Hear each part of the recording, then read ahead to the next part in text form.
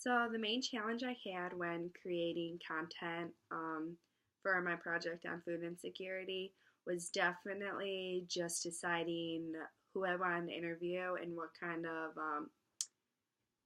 footage I wanted to get for this project. That was definitely the hardest part. I knew I wanted to do it on food insecurity just because it's something I'm passionate about and it's really relevant today.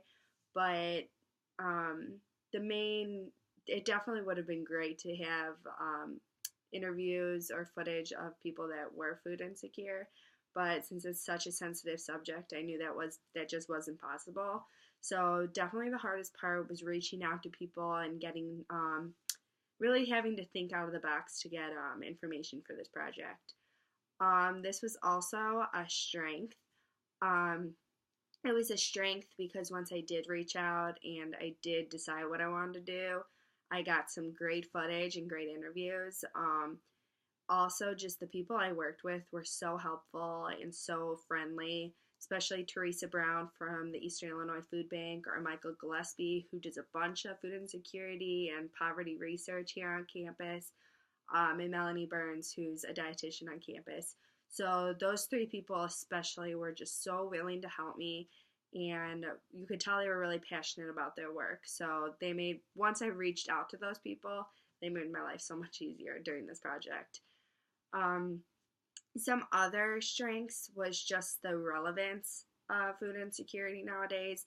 There was so much research I found online, so it really helped when I was doing my infographic or some of my other blog posts. It definitely helped that there was a lot of information. I definitely had to sift through it a lot, but that definitely was a plus for this. Relevance, like I said, food insecurity is very, very relevant nowadays, especially in Charleston and in rural America. When I met with the woman in charge of subsidized lunches, she said that 65% of children qualified for either free or reduced breakfast and lunch. So it's just crazy how prominent it is in our everyday lives, especially in Charleston, in rural Illinois. And I don't think we all realize that. So it was definitely really relevant.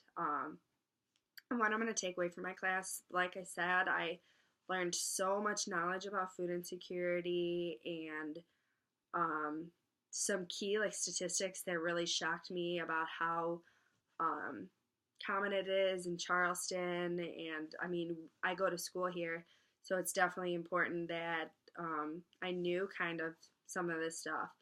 So I'm definitely going to take away so much of that, and some skills I'm going to take away is definitely just how to work Premiere.